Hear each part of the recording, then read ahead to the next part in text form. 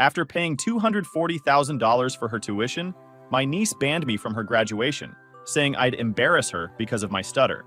So I canceled everything, and she learned what happens when you bite the hand that feeds you. Hey Reddit. So this isn't one of those feel-good family stories. It's about what happens when you spend years helping the wrong people and finally decide to stop. I never planned to get even, but when my niece and her parents crossed a line, I realized keeping quiet wasn't kindness anymore. What followed started with a single text and ended with a lesson they'll never forget. I, Tom, 46 male, am not great with words. Never have been. I've had a small stutter since I was a kid, and people used to think it meant I was shy. Truth is, I just pick my words carefully. I live in Philly, work in logistics for a big company that pays well enough to keep me comfortable. I've got my own condo, a decent truck, and a dog named Rex. Life's been simple, quiet. I always thought I'd have a wife and a couple of kids by now. I tried dating in my 20s and 30s, but most women didn't get past the stutter. A few did, but things never stuck. Somewhere along the line, I stopped trying. I poured all that dad energy into my niece, Phoebe. When Regina, my older sister, had Phoebe, something changed in me. I remember holding that baby in the hospital, her hand barely curling around my pinky. She looked at me like I was the whole world. From then on, I treated her like my own. I babysat when Regina and her husband, Mark, needed breaks. I took her to school, sat through dance recitals, built her science fair volcanoes. She used to call me Uncle T. Tom when she was little, dragging out the sound like it was part of my name. I didn't mind. Regina used to joke that Phoebe liked me more than her own parents, but I didn't take it seriously. They were always nice enough to me, maybe a little flaky, maybe a little self-centered, but family.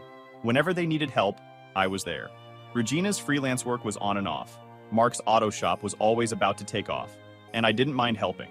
When Phoebe turned 18 and got accepted into Dartmouth, the whole family celebrated like she'd won the lottery. I was proud. She called me that night, crying over the phone. "Uncle Tom, I got in," she said between sobs. "But we can't afford it. Please. This is my dream."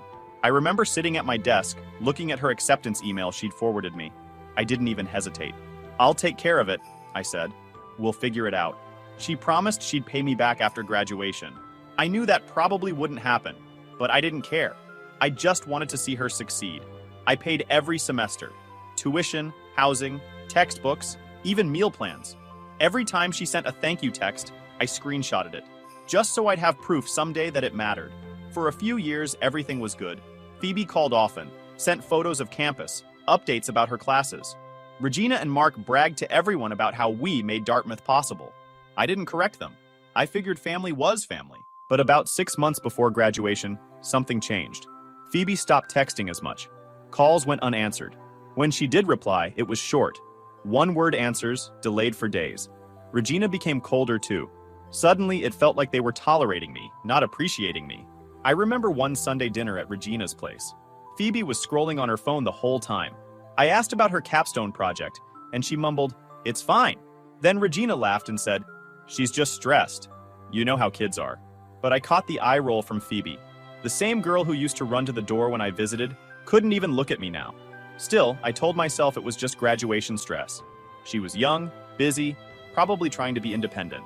I brushed it off. Then came that Tuesday. I was at Costco pushing a cart through the electronics aisle, looking at TVS. It was one of those boring errands kind of days. My phone buzzed, and I figured it was work, or a reminder about Rex's vet appointment. Instead, it was a message from the family group chat we'd made years ago, Phoebe's college crew. I smiled at first, thinking maybe it was about dinner plans or the ceremony schedule. I opened it. 3 sentences. "You're not welcome at my graduation party. You're gonna embarrass me. Stay home, loser." I just stared at it. The words didn't even register at first. I thought maybe she sent it to the wrong person. Before I could type anything, Regina reacted with a thumbs-up emoji. Mark dropped a laughing face. I stood there under the buzzing fluorescent lights, gripping my phone like it was about to explode. A couple next to me was arguing over soundbars, and I could barely hear them over my heartbeat. I waited for someone to say, "Just kidding," or LOL, or anything. Nothing. The chat stayed silent. I walked out of Costco without even checking out. I sat there in the parking lot for 15 minutes, staring at the message, rereading it. After everything I'd done, all the nights I stayed up filling out forms, all the money I'd spent, this was what I got. A stay-home loser. When I finally drove home, I didn't reply. Not yet. I needed time to process it. to figure out what kind of person my niece had become. That night, I kept thinking. The little girl who used to giggle at my stutter was now ashamed of me because of it. I realized something that night in that dark, quiet apartment. Whatever family I thought I had wasn't real. It was just me, the one holding it together with money, patience, and blind loyalty. I sat on the couch staring at that message until the phone screen dimmed. My chest felt tight, but my brain kept saying, "There's no way she meant it." Phoebe always joked around. Maybe this was one of those bad jokes that missed the mark. I decided to call her. My hands were shaking so bad I dropped the phone the first time. I picked it up again, hit her name, and waited. It rang 3 times before she answered. "Hello." Her voice was sharp, not the soft, cheerful tone I used to hear. "Phoebe, hey, I just saw the message. You sent that to me?" I stuttered, trying to sound calm. She laughed. "Yeah, I did. Why? You didn't get it?" I froze. "Is this—" I paused, swallowed hard. "Is this a joke or something?"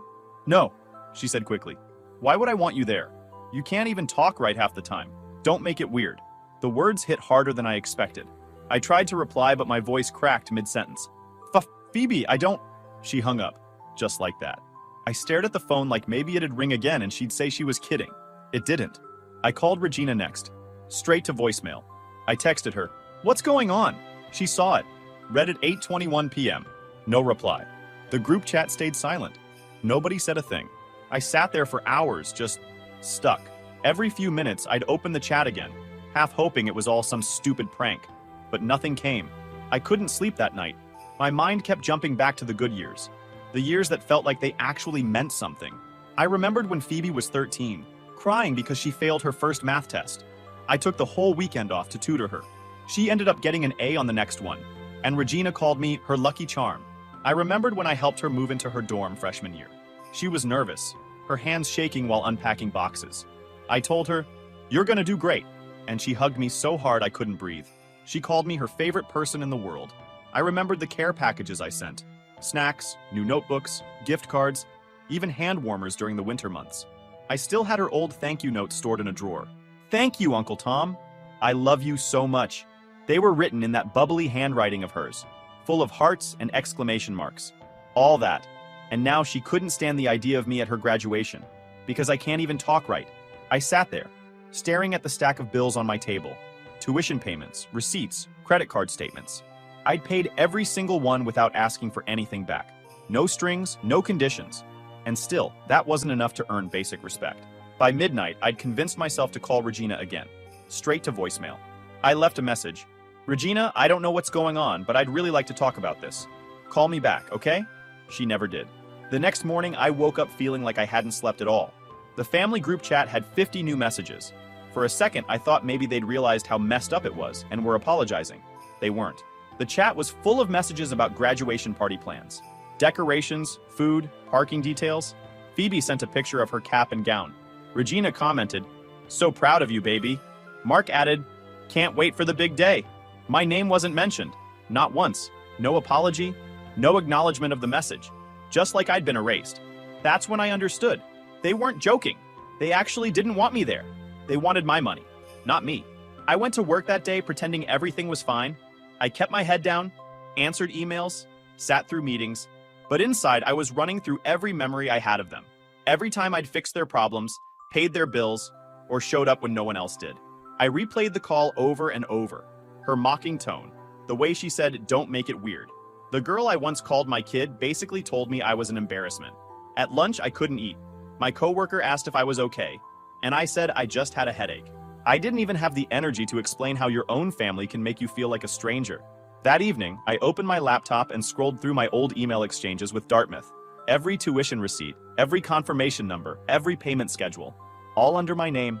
Phoebe used to end her emails with, "Thank you again, Uncle Tom. You're my hero." That night, I printed every single one of those emails and put them in a folder. I didn't know why yet. I just knew something inside me had changed. The old version of me, the one who always paid, forgave, and stayed quiet, was done. By the time I went to bed, I'd already made up my mind. If they didn't want me at the graduation, they could have it their way. But they were about to find out what happens when the man they call loser stops paying for their dream. They really thought I'd just stay quiet and keep funding their fantasy. So I typed one message. No drama, no emotion, just facts. "I'm pulling my payments from your tuition. I sent it. For about 2 minutes, there was nothing. Then Regina replied, "Tom, don't start. You're being dramatic." Mark added, "You wouldn't actually do that. Chill out." And Phoebe? She sent a GIF of someone rolling their eyes. That was it. That's how they treated the man who'd been covering about $60,000 a year after scholarships and grants for 4 years. I just sat there, staring at that little animated GIF looping over and over. Then I opened my laptop, logged into Dartmouth's financial portal, and pulled up the payment details. Every single semester, the payments were under my name. The loans, the card, the receipts, it was all me. I clicked the phone number for the financial aid office and called. After a short hold, a woman answered. "Dartmouth Financial Aid, this is Karen. How can I help you today?" "Hi," I said, trying to keep my voice steady. "My name's Tom Harris. I handle the tuition payments for my niece, Phoebe Reynolds. I'd like to terminate all future payments." There was a pause. "I can help with that, Mr. Harris. Can you verify your billing address and payment method?" I did. She typed for a while, then said, "All right. I see you've paid through the end of this semester. The balance for the upcoming term hasn't been processed yet. Would you like me to flag the account for non-payment?" "Yes," I said. "Effective immediately." "Understood. Once the flag is active, the student's account will be frozen until the outstanding balance is cleared. That includes graduation eligibility." "Perfect," I said. "Is there a specific reason you're terminating?" "No," I said flatly. "Just done paying." She didn't ask further. Just told me I'd get a confirmation email within the hour. When I hung up, I leaned back on the couch. My heart was pounding, but it wasn't fear. It was relief. Like I'd finally drawn a line after years of being everyone's backup plan. By noon, the confirmation email came through. Account status. Payment suspended. Graduation hold in place. I didn't say a word to anyone. I just went about my day. Did some paperwork for my job. Took Rex for a walk. Made dinner. Peaceful silence for once. That peace lasted about 16 hours. The next morning, my phone blew up. Calls, texts, voicemails, all from Regina. I ignored the first few, but she didn't stop. When I finally answered, she was already yelling. "Tom, what did you do?" "Terminated the payments," I said calmly. "Are you insane?" she snapped. "You can't just... She's supposed to graduate very soon." "I can, actually. The account's under my name." Regina made a sound like she was about to explode. "You're ruining her future over a misunderstanding." "No," I said. "I'm done paying for people who treat me like garbage." "Don't be so selfish," she said. "You've always said Phoebe's future matters to you." "Yeah," I said. "But apparently, me being there doesn't." She hung up on me. 5 minutes later, Mark texted, "You're overreacting. This is why we didn't want you involved in the first place." I almost laughed. Didn't want me involved? They wanted my credit card plenty. For the rest of the day, my phone kept buzzing. Calls, messages, even a few guilt trips about family sticking together. I ignored all of it. By the end of the week, the situation at Dartmouth must have hit hard because Regina's tone changed. She started leaving voicemails, less angry, more desperate. "Tom, please. They're saying she can't walk without payment. You don't want to ruin her big day. We'll pay you back. Just help her this one last time." I ignored it. At work, I focused on projects, avoided my phone. At night, I'd sit by the window, listening to the city noise while Rex slept at my feet. I felt oddly calm. Like for once, I wasn't carrying someone else's problems. 2 days later, a new message popped up in the group chat. "Phoebe this time. Seriously? You're doing this out of spite? You think this makes you look strong? It's pathetic." 10 minutes later, she followed up. "I hope you're happy. You just wasted 4 years for nothing." That one stung. But not because she said it, because she believed it. She really thought all I'd done, every dollar, every sacrifice, was worthless unless it benefited her. I closed the chat and deleted their numbers from my favorites list. It was petty, maybe, but it felt good. That night, I sat on my couch again. Same spot, same silence. Only this time, there was no doubt in my mind. They wanted me out of their celebration. Fine, let's see how they celebrate without me. The next few days were quiet. Too quiet. I expected shouting, threats, guilt trips, maybe even someone showing up at my door. Instead, there was nothing. No calls, no texts, just silence. It was weird, almost peaceful. For the first time in years, I didn't wake up to another emergency I needed to fix. By the third day, the calm cracked. I opened TikTok out of boredom, and there it was. Phoebe's face, smiling under perfect lighting, wearing a new outfit captioned "New Beginnings." The video was one of those cliché graduation montages. Slow music, clips of her throwing her cap, hugging friends, laughing on campus. Probably filmed during senior week, or one of those pre-grad shoots they do before the ceremony. Except, it wasn't her graduation yet. The comments started rolling in fast. Didn't your uncle pay for all this? You uninvited the guy funding your degree? Bold move. So much for loyalty, huh? I scrolled through, jaw tight. Dozens of people were calling her out. Some of her classmates were chiming in, saying she'd been bragging about having connections and family money. Apparently, the rumor about me cutting payments was spreading. Family group chats had a way of leaking. By evening, my cousin Gina texted, "Hey, is it true Phoebe's account is frozen?" Regina's saying it's a misunderstanding. I just screenshotted it and archived it. The next morning, another cousin Brian messaged, "Not taking sides, man, but damn. Everyone's talking about it. You okay?" I texted back one line, "I'm fine." That was all I had to say. Later that day, Regina must have decided silence wasn't working. She tried calling again, no voicemail this time, just a long text about how we're still family and shouldn't let a small argument ruin Phoebe's big moment. Small argument. That's what she called mocking me publicly and cutting me out of her daughter's graduation party. Mark followed up an hour later with an email. Not a real one, just a link to a TED Talk about forgiveness and letting go of resentment. The subject line read, "You'll feel lighter after watching this." I didn't even click it. I just took a screenshot and sent it to myself for records. 2 hours after that, Regina tried to bring Mom into it. I knew because Mom called me. She never calls unless something's wrong. "Tom," she said carefully, "Regina told me what happened. She said maybe you acted out of emotion. Maybe you could—" "No," I interrupted. "I didn't act out of emotion. I acted out of facts." She hesitated. "She says Phoebe might not graduate because of this." I sighed. "Then maybe Phoebe shouldn't have told her only supporter to stay home, loser." Mom went quiet for a long time. Then she said something I didn't expect. "You've done enough for that girl. I'm not getting involved." And that was all I needed to hear. I thanked her and hung up. But peace never lasts with people like Regina. 3 days later, I got a call from a number I didn't recognize. "Hi, is this Mr. Harris's?" a woman said politely. "This is Karen from Dartmouth's financial aid office." My stomach dropped. "Yes, this is Tom. I just wanted to confirm something with you," she said. "Earlier today, someone called claiming to be your assistant. They requested to reinstate Phoebe Reynolds' tuition payments under your name. We asked for verification, and the caller hung up. I clenched my jaw. Did they give a name? She said her name was Regina. Of course she did. Karen continued. We wanted to make sure this wasn't authorized by you. The account is still locked. It wasn't me, I said. If anyone calls again, tell them to stop trying. They don't have authorization. I'll make a note of that, she said. And don't worry, Mr. Harris. We deal with this sort of thing more often than you'd think. When the call ended, I sat there staring at my phone for a long time. My own sister tried to impersonate my assistant just to get the money flowing again. That told me everything I needed to know.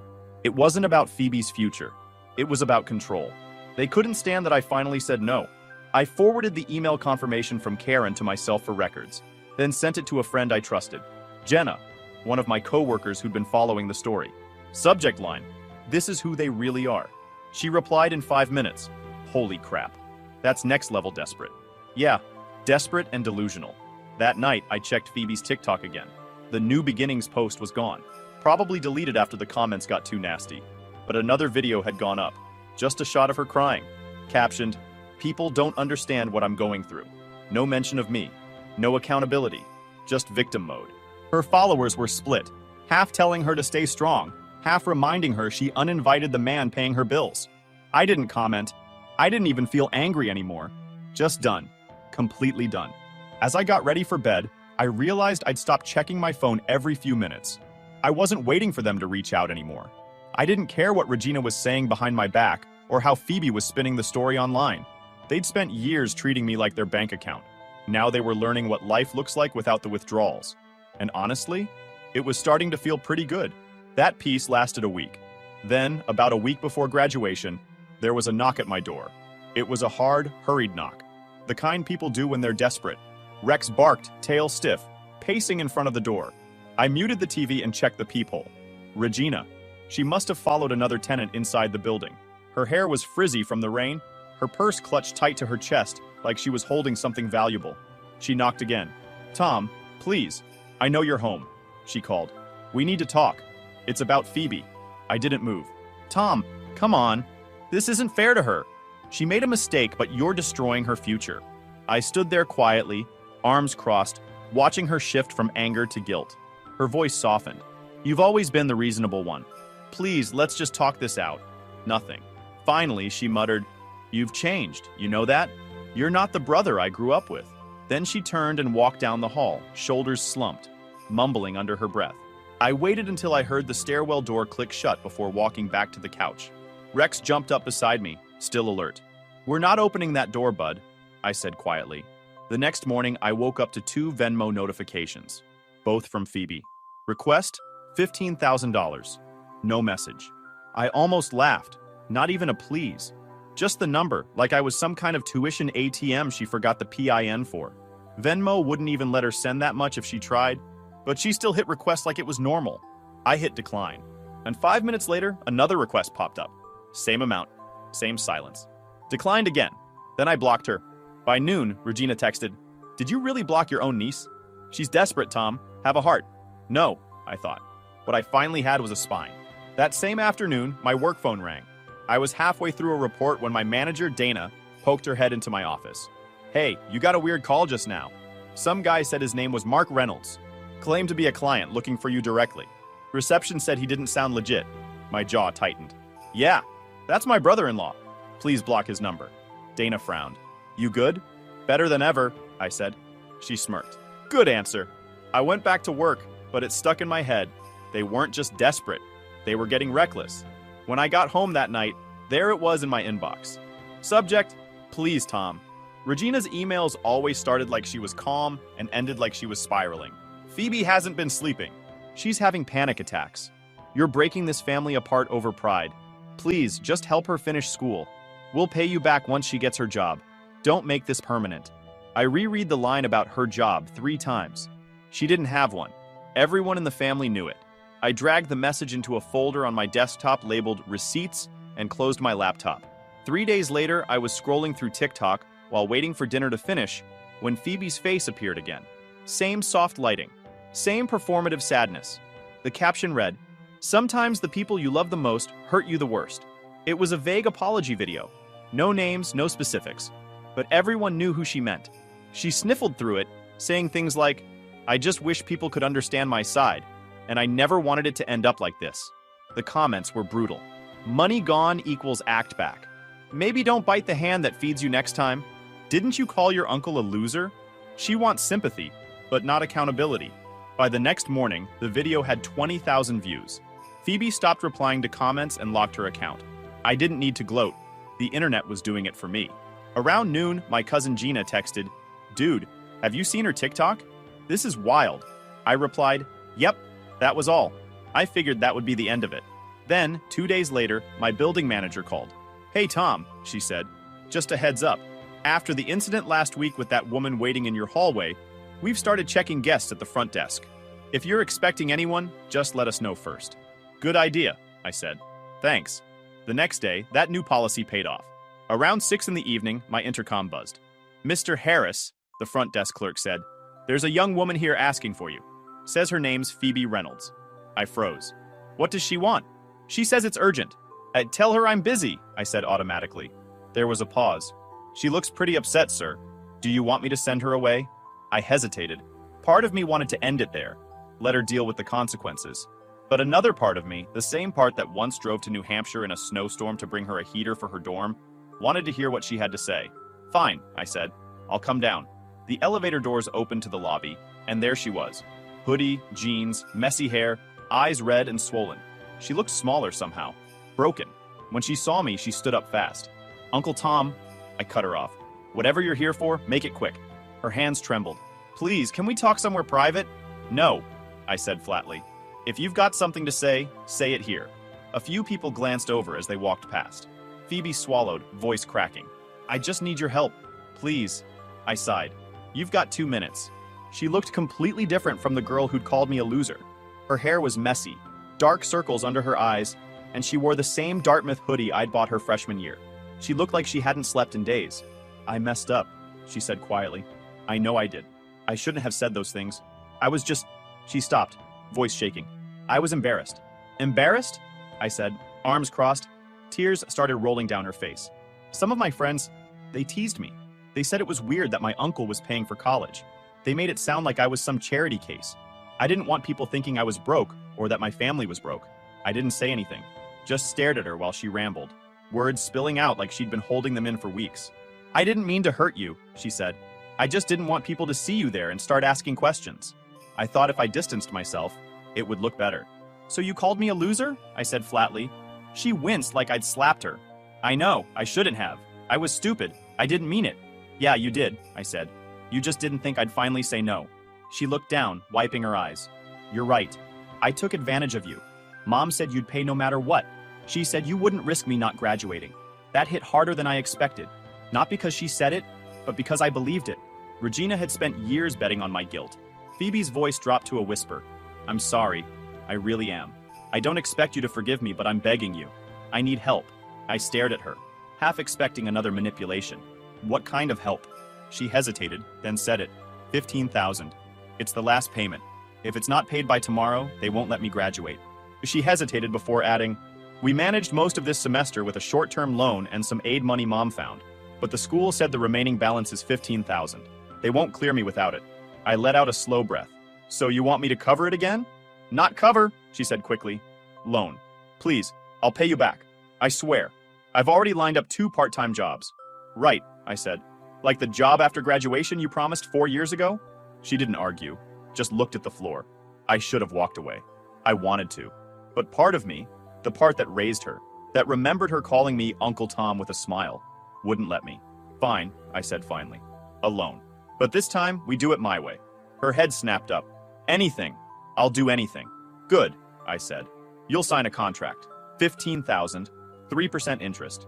Fixed monthly payments of $312.47 for 48 months, starting 6 months from now.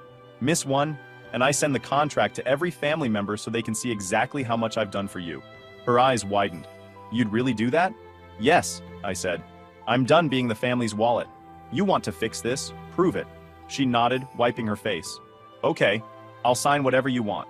We met the next morning at a small diner near my apartment. The place was half empty, just the smell of burnt coffee and the sound of a radio playing old rock songs. I'd already typed up the contract the night before. Every word was airtight. Dates, interest rate, default clause, due on the 15th each month. Even a line about electronic deposits. When Phoebe arrived, she looked worse than yesterday. Eyes red, hands shaking. She sat across from me, barely meeting my gaze. I slid the papers toward her. Read it. Slowly. She did. Her hands trembled as she reached the final page. You're really serious about this? Dead serious, I said. She signed her name, initials beside every paragraph like I told her to. I took a picture of the signed pages, then wired her the money on the spot. The confirmation pinged on her phone. She exhaled hard. So it'll clear in time? Yeah, I said. Financial aid told me once the balance posts, the hold lifts instantly. You'll be cleared to walk tomorrow. Thank you, she said, her voice barely above a whisper. You don't need to thank me, I said. Just do what you signed. She nodded, folded the contract carefully, and tucked it into her hoodie pocket. I will. She stood up, hesitated like she wanted to say more, then just whispered, I'm sorry, before walking out.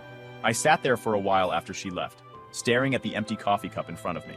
Part of me wanted to believe her. Part of me didn't. The next day was graduation. My phone buzzed a few times that morning. Family group chat, photos, exclamation marks. I didn't open it. I spent the day working on a project and taking Rex for a long walk by the river. Around 5, my cousin Gina texted me a photo. It was Phoebe. Cap, gown, diploma in hand. She looked relieved, tired, and smaller somehow, like the last few weeks had stripped her of all that fake confidence. I stared at the photo for a long time. I wasn't proud or bitter, just done. That night, I deleted the family group chat. I'd kept up my end. She'd signed her deal, got her degree, and for once the power wasn't in their hands anymore. And if Phoebe kept her word, fine. If she didn't, well, I still had the receipts. A week after graduation, I got an email from Regina. The subject line read, Celebration dinner, family only. The body was short and smug. We're having a small dinner for Phoebe at Lakeside Steakhouse this Friday night. Hope you can come. Let's put the past behind us. The audacity almost made me laugh.